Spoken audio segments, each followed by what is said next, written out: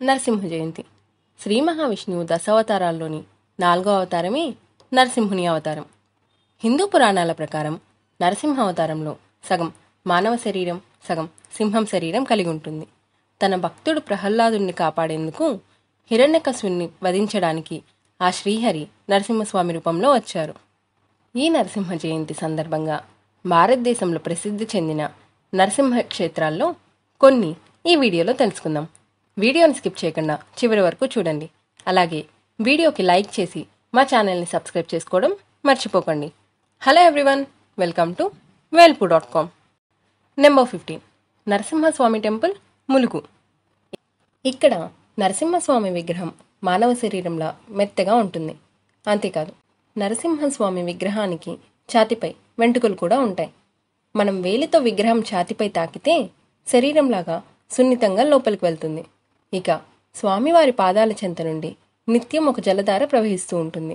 దానినే చింతామణి జలధార అని పిలుస్తారు. ఈ నీరు తాగిన వారు ఎన్నో రోగాల నుంచి ఉపశమనం లభిస్తుందని చెబుతారు. Number 14, Sri Lakshmi Narasimhaswamy temple, Tirukoyal, Sholinghur. ఇది సుమారు 1000 అడుగుల ఎత్తులో ఉంటుంది. ఈ ఆలయాన్ని చేరుకోవడానికి దాదాపు 1300 మెట్లు ఎక్కాలి. ఈ ఆలయం ప్రత్యేకత ఏంటంటే, నరసింహస్వామి శాలిగ్రామ హారము మరియు చతుర్భుజుడిగా దర్శనమిస్తారు. అంటే 4 చేతులతో యోగాసనంలో కూర్చొని ఉంటారు. శంఖచక్రాలు 2 చేతులతో, మిగిలిన 2 చేతులు ధ్యాన భంగిమను సూచిస్తాయి. నెంబర్ 13, శ్రీ యోగ నరసింహస్వామి టెంపుల్, మేల్కోటే. ఈ ఆలయం సముద్ర మట్టానికి 1777 మీటర్ల ఎత్తులో కొండపైన ఉంటుంది.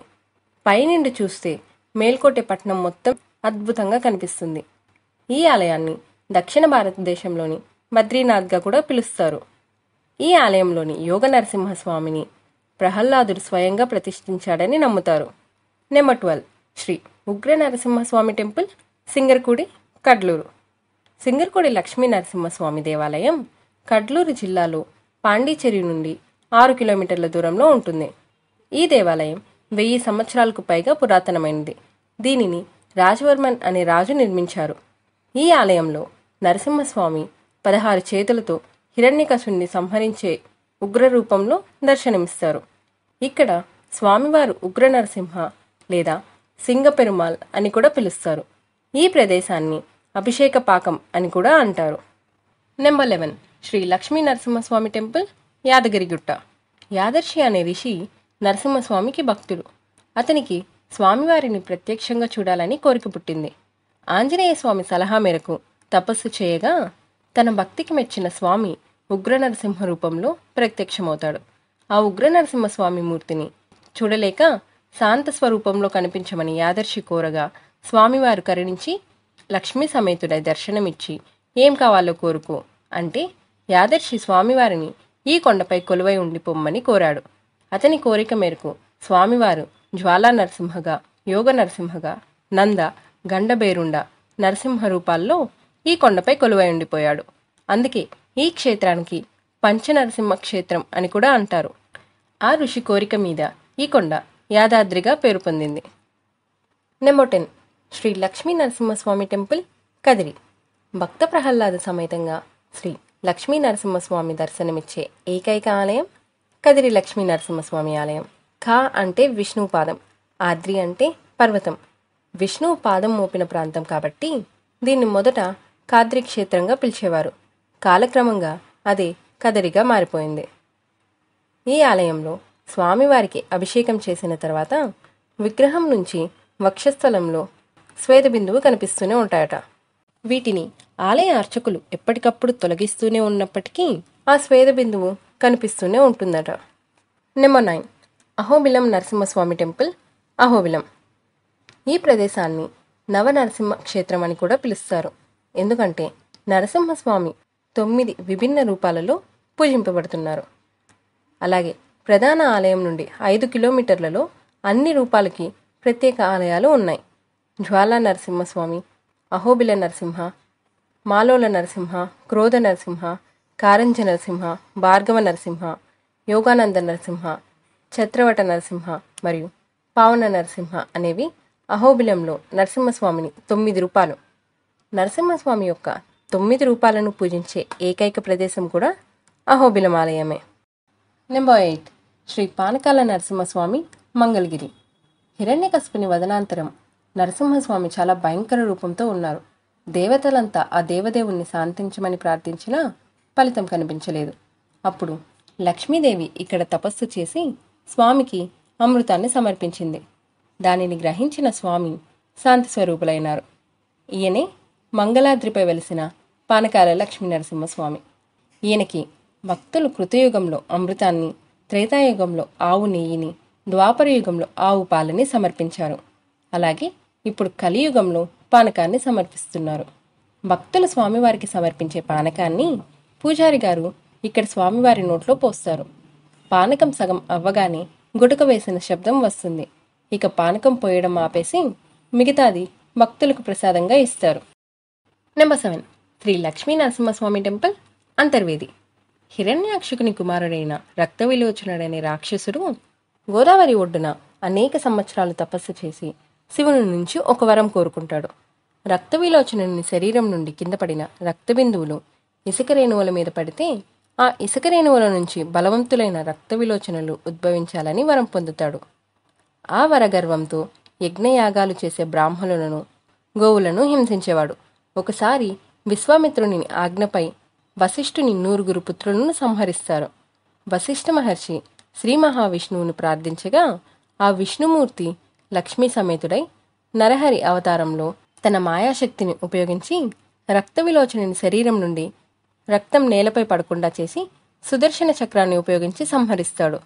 ఆ రాక్షస సంహారం తర్వాత వశిష్ఠుని కోరికపై ఆ నరహరి లక్ష్మీ నరసింహస్వామిగా వెలిశాడు. నెంబర్ 6 శ్రీ వరాహ లక్ష్మీ నరసింహస్వామి టెంపుల్ సింహాచలం, విశాఖపట్నం.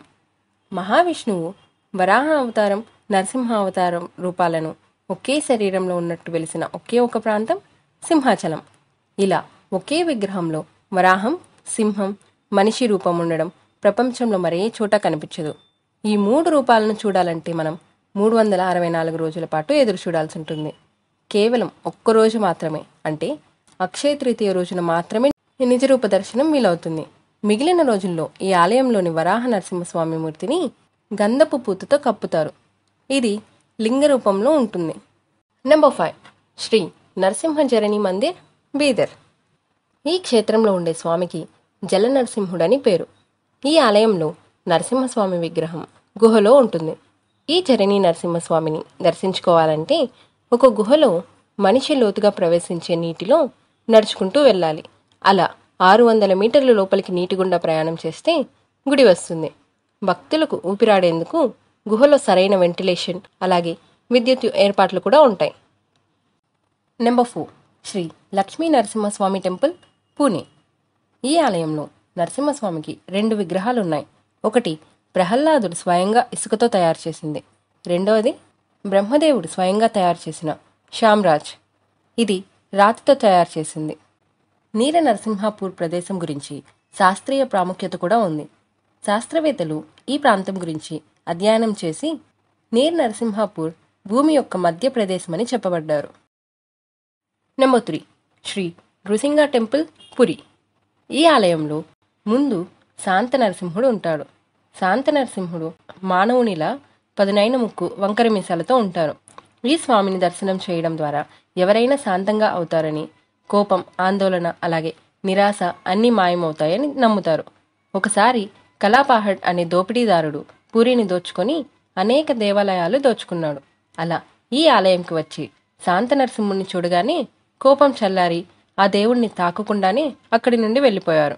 ఈ విగ్రహం వెనుక ఉగ్ర నరసింహుడు ఉన్నాడు. ఇది సాధారణంగా కనిపించదు. పూజారి హారతి సమయంలో మాత్రమే కనిపిస్తుంది. Number 2 Devarayana Durga group of temples, Tumakuru. Devarayana Durga Bengaluru నుండి 72 కిలోమీటర్ల దూరంలో తుమకూరు సమీపంలో సుందరమైన ప్రాంతం మధ్య ఉన్న ఒక కొండ పట్టణం. దేవరాయన దుర్గ కొండలలో యోగ నరసింహ, అలాగే భోగ నరసింహ ఆలయాలు ఉన్నాయి. కొండ పైన యోగ నరసింహుడు, కొండ దిగువన భోగ నరసింహ ఆలయం ఉంటుంది. విశ్వాన్ని సృష్టించిన బ్రహ్మ విష్ణువు పేరిట అనేక వేల సంవత్సరాలు ఇక్కడ తపస్సు చేశారని చెబుతారు. అతని తపస్సుకు ముగ్ధుడైన విష్ణువు ఇక్కడ నరసింహస్వామిగా అవతరించారట. Number 1 Sri Pathaladri Narasimha temple, Kanchipuram.